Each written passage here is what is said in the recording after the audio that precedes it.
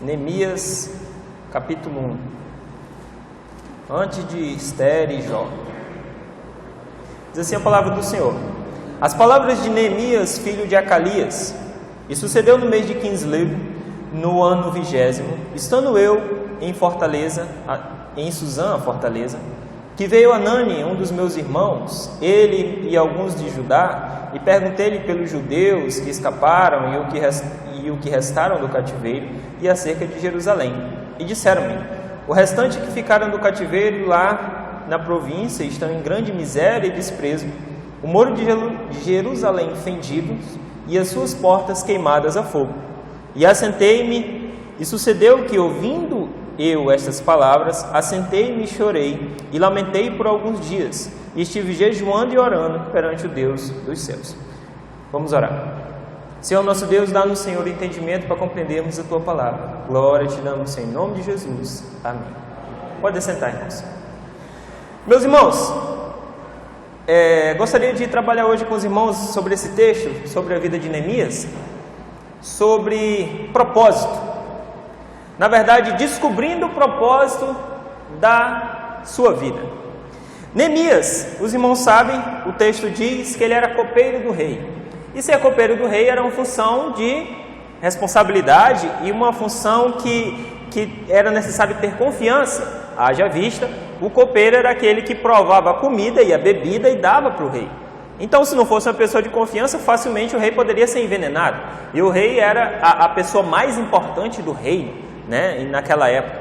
Então, Neemias vivia, como diz o texto, na fortaleza de Suzã, a muitos quilômetros de distância de Jerusalém. No entanto, chega um dos seus irmãos e diz que Jerusalém está em grande miséria e desprezo, o muro de Jerusalém fendidos e as suas portas queimadas a fogo. Uma notícia dessa dada a qualquer judeu é fato que o judeu iria se entristecer. Imagina você, a gente mora aqui, imagina você saber que o Brasil, você está morando fora do Brasil, imagina que você saber que o Brasil esteve em guerra e está tudo em grande miséria e desprezo.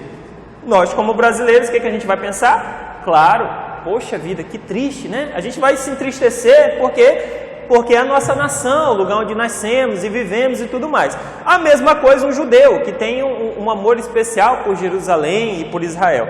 No entanto, aconteceu que no versículo 4 diz assim, e sucedeu que, ouvindo eu essas palavras, assentei-me e chorei, lamentei por alguns dias e estive jejuando e orando perante o Deus dos céus. Meus irmãos, Neemias não estava passando fome.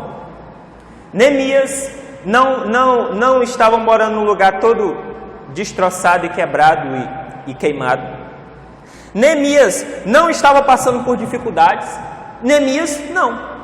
Um povo bem distante dele estava. Um escritor certa vez disse que o nosso propósito ou é para uma pessoa ou é para um grupo de pessoas, mas nunca para nós mesmos. O nosso propósito ou é para uma pessoa ou é para um grupo de pessoas, mas nunca para nós mesmos. Sabe o grande problema do ser humano de hoje? Não sei se do ser humano de hoje, mas acho que do ser humano em geral, é que é o seguinte: muitas vezes nós somos egoístas. E o egoísmo, ele se dá da seguinte forma: as minhas coisas, os meus problemas, as minhas dificuldades, as coisas que eu quero, os meus objetivos, as minhas intenções, o dos outros. Problema dos outros. Cada um com seu problema. Tem até um ditado popular, né? Cada um por si, Deus por todos. Não é? Isso é um ditado egoísta. O quê? Eu cuido da minha vida e o outro cuida. Então aconteceu alguma coisa com alguém, a gente fala: poxa vida, que triste. Só. Ninguém está disposto a fazer nada, entendeu? Então aconteceu, irmãos, que a primeira coisa importantíssima da vida de Neemias foi que ele teve compaixão. Compaixão, Jesus ensinou sobre compaixão. Porque Neemias teve compaixão daquele povo que estava passando por extrema dificuldade, enquanto que ele em si não estava. E os irmãos podem observar pelo texto que Neemias não precisava disso. Ele precisava? Ele precisava se deslocar de Suzã para ir em Jerusalém. Tinha que ser ele construir o muro. Tinha que ser ele restabelecer restabelecer lá o governo, restabelecer as coisas em Jerusalém? Teria que ser ele? Não. Poderia ser qualquer um, não poderia? Mas aí que está, irmãos. O nosso propósito sempre vai ser para alguém, para uma pessoa, para várias pessoas, mas nunca para nós mesmos. Se Neemias fosse um cara egoísta, ele tinha pensado, poxa vida, eles estão lá em grande miséria e desprezo, mas isso é problema de quem? Deles. Eu não, eu estou comendo todo dia, eu estou dormindo numa cama, eu tenho até um trabalho, eu conheço os nobres aqui da região todas, eu conheço todo mundo, então isso aí não me diz respeito, não é? Mas Neemias, primeira coisa importante, irmãos, que Neemias teve compaixão. E Neemias se dispôs a querer fazer alguma coisa. Irmãos, o egoísmo faz com que a gente não se disponha a fazer nada. Não se disponha a fazer nada.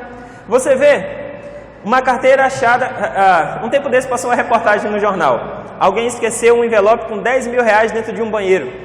E aí o cidadão que achou, o funcionário da limpeza que achou, procurou o dono para devolver. Aí o que as pessoas falam? É besta. Podia ter ficado com os 10 mil, né? Devolvido só o envelope ou os documentos. Achou uma carteira, fica com o dinheiro e devolve só os documentos. As pessoas estão pensando dessa forma já, irmão. O quê? Egoísmo. Eu achei, eu não devolvo. Entendeu? As pessoas estão, todo mundo, irmãos, hoje, todo mundo, em grande parte, está sendo egoísta. Pense se nós estamos sendo egoístas também. Egoístas com o quê? Com a obra de Deus. Egoísta com o quê? Por não ter compaixão com os outros. Egoísta por não ligar. Egoísta por não querer fazer nada. Ou se dispor a fazer nada. Neemias se dispôs. Agora veja bem. Neemias estava num local onde ele vivia com os nobres. Correto? Vivia com os nobres lá na fortaleza de Suzã, conhecia o rei, mas o seu propósito não estava ligado a essas pessoas. Irmãos, o seu propósito pode estar aonde você mora, pode estar onde você trabalha, ou pode estar muito distante disso. E tem um detalhe, se a gente viver fora do nosso propósito, como o Neemias estava vivendo aqui, pode até ser bem sucedido, mas nunca vai ser feliz por completo. Porque alguém só pode ser feliz por completo se estiver dentro do propósito que Deus preparou para aquela pessoa. Se não, não. Imagina que Neemias tivesse sido o melhor copeiro dos copeiros da história dos copeiros do mundo. Estaria na Bíblia? Estaria na história? Cada um de nós, irmãos, só vai fazer parte de alguma coisa da história ou ser relevante verdadeiramente se nós estivermos dentro do nosso propósito. Ele pode ser para uma pessoa, para um grupo de pessoas, mas nunca para nós mesmos. Então Neemias, o propósito de Neemias estava muito distante da onde ele estava. Estava numa, se eu fosse dizer assim, em classe social, estava numa classe social bem diferente da que ele estava. Ele estava entre os nobres, entre os ricos, entre os famosos, entre aqueles que eram os cabeças. Não, Neemias estava, o propósito dele era bem longe daquilo lá. Aí tem um detalhe. Você pensa o quê? Neemias viu, chorou, assentou-se, diz o texto aqui. E sucedeu que, ouvindo eu, versículo 4, estas palavras, assentei-me, chorei, lamentei por alguns dias e estive jejuando e orando perante o Deus dos céus. Você pensa assim, poxa vida, então Neemias jejuou um dia ou dois, né? Não.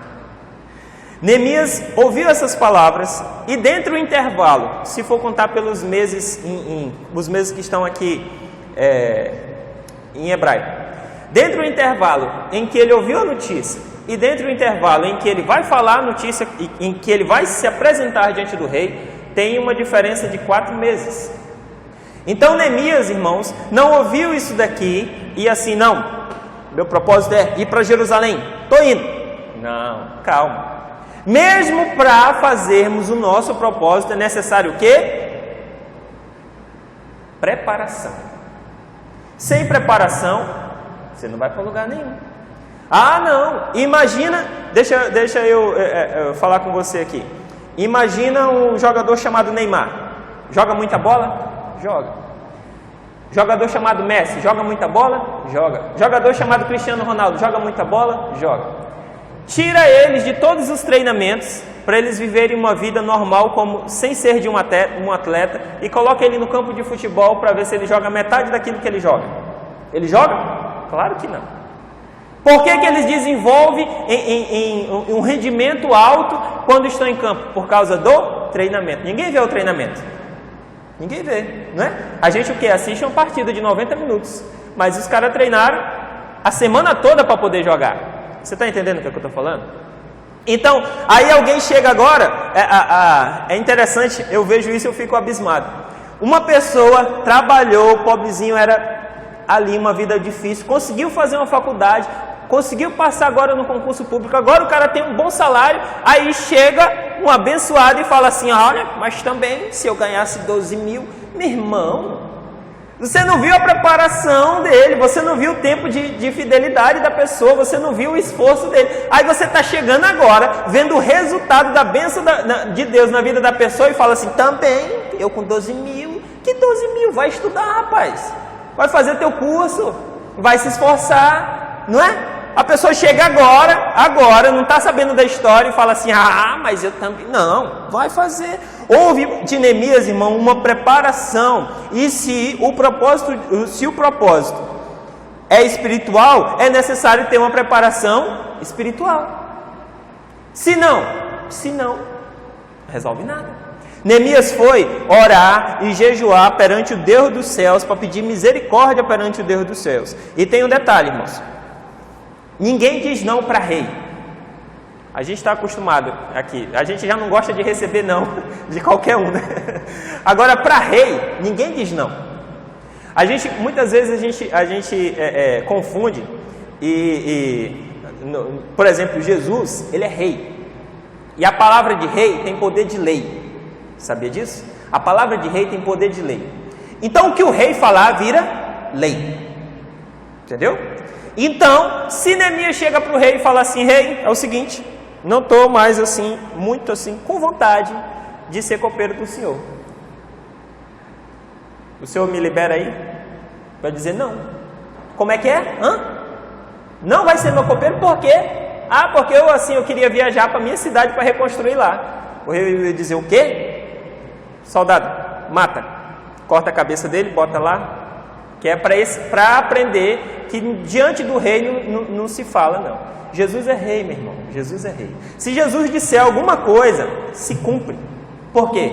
Porque ele é rei. A palavra de rei tem poder. A palavra do rei é lei. Então, se o rei dissesse para Neemias, olha, como é que é? Você não quer mais ser meu copeiro? Morte. Mata. Acabou. Acabou a conversa. A palavra de rei é lei. E aí, Neemias vai, ora, jejua, e olha só a relação que Neemias tinha com Deus é mostrada pela sua oração. Veja comigo o versículo 5 de Neemias 1. E disse, Senhor Deus dos céus, grande e temido, que guarda a aliança e a benignidade para os que o amam e guardam os seus mandamentos.